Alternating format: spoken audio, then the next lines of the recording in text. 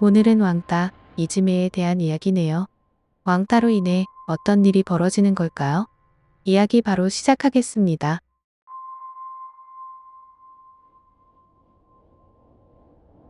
10년 전까지 나는 도호구 지방의 아주 작은 마을에 살았다.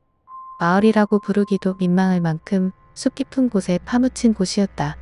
편의점이나 카페는커녕 외부로 통하는 길조차 단 하나뿐인 오지 중의 오지였다. 내 또래 아이는 단 한 명도 없었다. 학교가 쉬는 날이면 나는 늘 혼자 게임을 하거나 숲속을 뛰어다니고 이웃 할머니 댁을 놀이터 삼아 시간을 보냈다. 태어날 때부터 그랬기에 외로움보다는 마을 사람들 모두가 가족 같은 그 평화로운 분위기가 마냥 좋았다. 그 평화가 깨진 건 초등학교 고학년 무렵 외부에서 NC 가족이 이주해 오면서부터였다. 가족이라고 해도 NC와 병약한 어머니 단둘뿐이었다. 원래 도쿄에서 살다가 어머니의 요양을 위해 연고가 있는 이 시골로 내려왔다고 했다. NC의 집은 마을에서 보기 드물게 훌륭한 저택이었는데 그 덕분에 마을 사람들의 술자리나 반상회 장소로 자주 쓰이곤 했다. 나도 어머니를 따라 그 집에 자주 드나들었다. 하지만 어른들의 속내는 달랐다. 어머니와 아버지, 이웃 아주머니들은 뒤돌아서면 왜 이제 와서 다시 기어들어온 거야? 라며 수군거렸다. 그럼에도 NC는 늘 평온하고 좋은 사람이었다.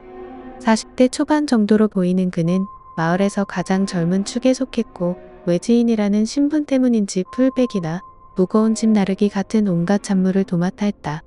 단 한 번도 싫은 내색 없이 늘 웃는 얼굴로 말이다.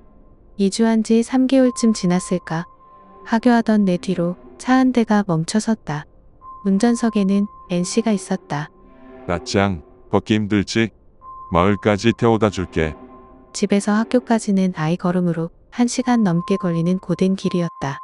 부모님이 NC를 탐탁지 않게 여긴다는 건 눈치채고 있었지만 늘 지적이고 다정했던 그가 좋았던 나는 덥석 차에 올라탔다. 차 안에서 NC는 눈이 희둥그레지는 이야기들을 들려주었다.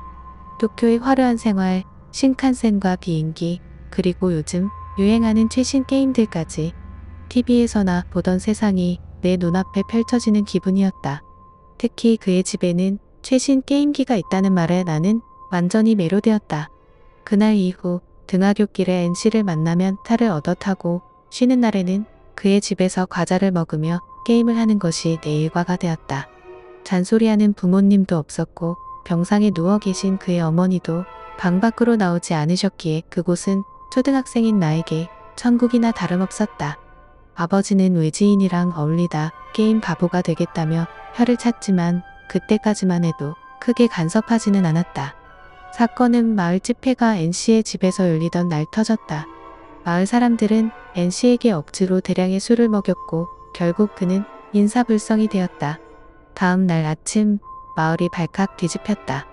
NC가 숙취 때문에 일어나지 못하는 바람에 마을의 절대 권력자인 촌장을 병원까지 모셔다 드리기로 한 약속을 어긴 것이다. 외지인 놈이 우리를 무시하는 거냐?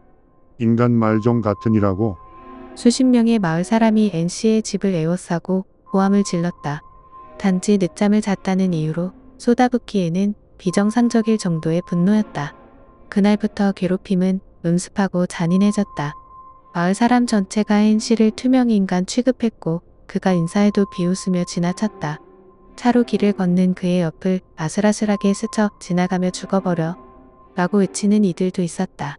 우리 부모님도 예외는 아니었다. 내게 절대로 NC와 말도 섞지 말고 그의 집 근처에도 가지 말라며 엄포를 놓았다.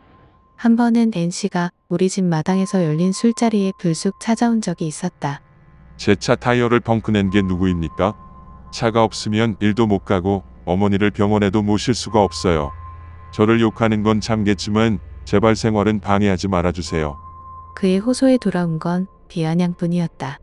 증거도 없으면서 누굴 범인 취급이야? 싫으면 이 마을에서 나가. 떼거지로 몰려들어 퍼붓는 폭언에 나는 무서워 울음을 터뜨렸지만 아버지는 오히려 근성 없는 놈이라며 비웃었다. 얼마 후 NC의 어머니가 돌아가셨다는 소식이 들렸다. 장례식에 참석한 마을 사람은 아무도 없었다. 그 무렵부터 NC의 모습이 이상해졌다. 하루 종일 팬티 한 장만 걸친 채 집 앞에서 기괴한 웃음을 터뜨리거나 외벽에 알 수 없는 문양을 그려 넣었다. 기행을 일삼는 그를 보며 마을 사람들은 기분 나쁘다며 아예 접근조차 하지 않게 되었다. 그의 어머니가 돌아가신 지 49일째 되던 날이었다. 하교하는 내 앞에 숲속에서 NC가 나타났다. 몰라보게 수척해졌지만 표정만큼은 예전의 다정한 모습 그대로였다. 나짱, 내일 마을을 떠나게 됐어. 마지막으로 이야기 좀 할까? 그는 아무도 없는 잡목림으로 나를 데려갔다.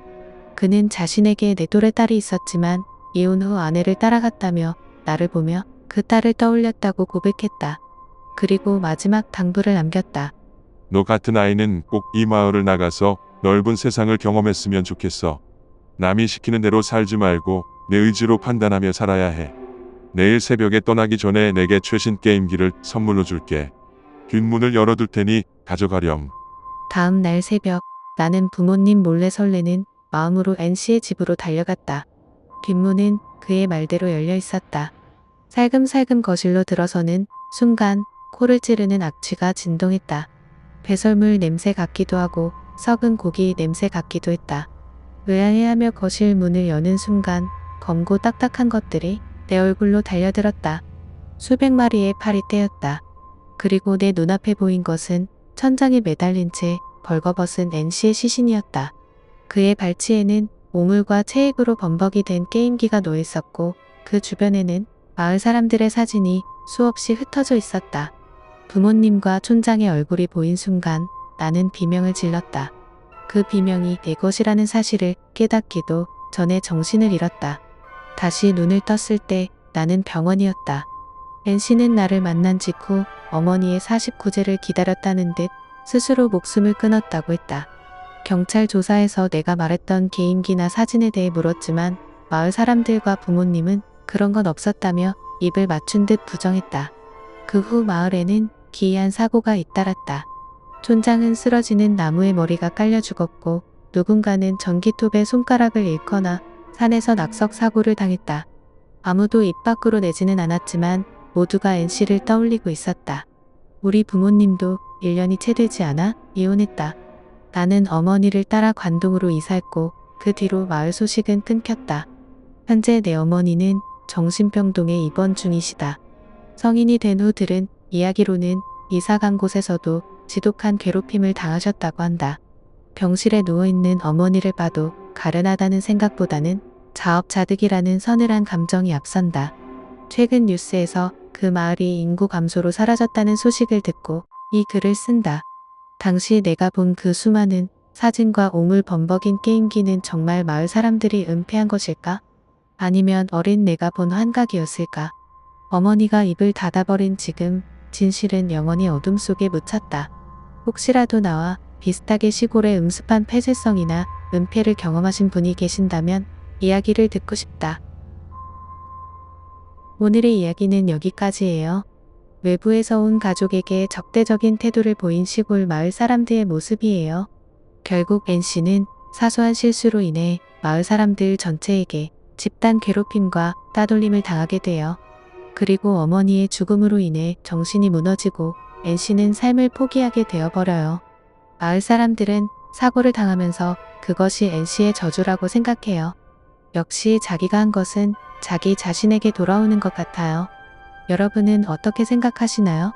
또 다른 공포 이야기에서 또 만나요.